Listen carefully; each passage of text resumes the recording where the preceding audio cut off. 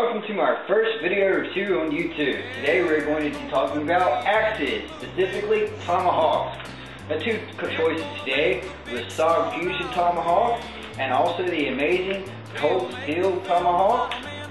We're going to be comparing how they're used, and we're going to be talking axes, and substitutes for axes today. So let's get started. First, let's talk about the context. The context today is backpacking. What you can take with you and what's going to give you a great return to be great firepower for your backpacking trip. So today, we'd like to start with sharpness. This is an excellent blade if you're looking for sharpness, but it's not exactly the best wood blade. You see that there? It's been beat. I beat the hell out of this blade, and it's been had to reprofile it near much every time I take it in the woods. So I mean, you can pretty much see I actually went and reground that because the end chipped off, and this steel on this, we'll get to that later, is just awful. This blade is a great throwing blade and nothing else in my book, although you can take trees out and expect to resharpen it constantly. This big bad boy right here is by far the best tomahawk I've ever seen in my whole life.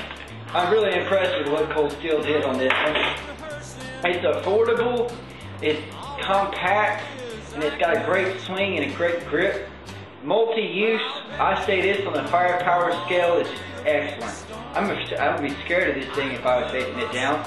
Also, I reprofiled the blade on this to make it sharper, like Fusion, but the steel is spring steel, so it doesn't actually snap and crack like that shitty steel they used on that one. This right here is the definition of what I want in the woods. Whether in coyote country or bear country, this is something that I just want to bring along. I put a lanyard on it, hollowed out paracord, my favorite, gotta dig it. And you can pretty much see the shape of this thing. See, I beat the hell out of this one too, and I've chopped down so many trees with these two blades. I actually did a project for my friend and used having the hand tools on it. But usefulness goes, this and this are very limited in usefulness in the woods. Each has one purpose, and that is just get your campsite up and running. But you also have other options, and then it comes into the firepower scale of things. You have the saber cut saw right here, and this cut's okay. It's not the best. I oftentimes end up using my knives if I do use a take knife. And what I usually use right here is this is a excellent blade. It's on sale at Amazon.com for $86. Retails for $260. I actually tried to Duracoat it, but I beat the hell out of it too much, so it came off. This is the SOG Tiger Shark Elite. I mean, you can see this thing is shaving sharp, and it's easy to keep sharp. And you can chop down several trees with this without even having to even think about sharpening. And it's still, I don't know if you can see this, it's shaving off hairs on my arms. And you can actually see some skin on here from where I just ran that knife. This knife is scary sharp right now. I do all my sharpening myself, but moving on, this, compared to this is going to get the job done a lot faster, but this is going to be a lot more useful in a backpacking role as far as camp tours go. I also just want to say something about this knife right here. This is the Cold Steel Street Flight Thrower. Not only is this a good hunting tool, I've killed a lizard with this so far at 10 yards. It's actually pretty good for never having thrown one and just getting into it. I just love this knife. It's got a good thwack to it, and you can chop down a tree with this real easy. Maybe I'll do another video on actually chopping with these later. But I just want to say about firepower as far as blades go, bigger is not always better. This can do the job of this, and this can do the job of this. You don't always need to chop down the biggest wood in the woods. You can just use a bunch of small stuff. It's more abundant. And that moves on to materials. Materials of these three blades, I would like to say this is the worst material. This is stainless steel. And my experience with stainless steel is it's stainless. It doesn't stain. You know, you just, I mean, going on, it chips really easy. This blade right here, the reason it has that weird shape, it originally was more straight, but because it had a chip right here in the blade, for the first time I used it, I had to reprofile the whole braid, and now it spins over. I actually just keep this one shaving sharp and use it with my Mossberg 500 in case anyone were decided to break in my house. Now, this right here is made of spring steel, just like this right here. And these knives right here are excellent. The spring steel is a great choice. It's heavy. It gives you a lot of momentum. You can really get down on this with a piece of wood. You can actually, you got that little pommel right here. They didn't make the blade all the way so you can get a better grip if you want to do some fine carving with this. I also like to say that this point right here is a very functional point compared to this one. Look how thick that is.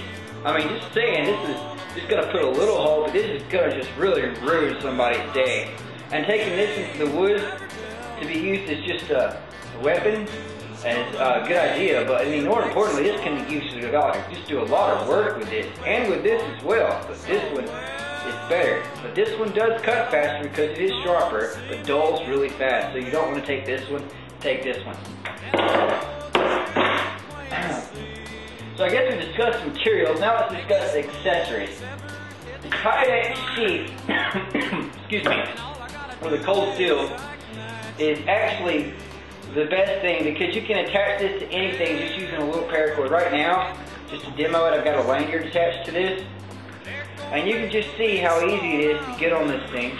All you do is just slide that on, slide this on, and it's really simple. You just kind of take this lash and put it around there. You just kind of take this and clip it to your backpack and slide it in a pocket, and it won't come out.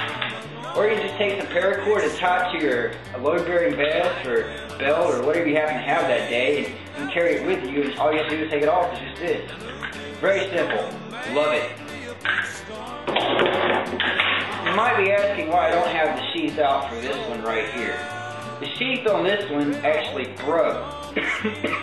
It speaks to just the poor quality of the entire Fusion line. I am saying, while this is an excellent, awesome 8 SOG steel knife, this is a shitty, I think it's 404 stainless, I'm not sure right now. I have to check on that. I'll change the video later.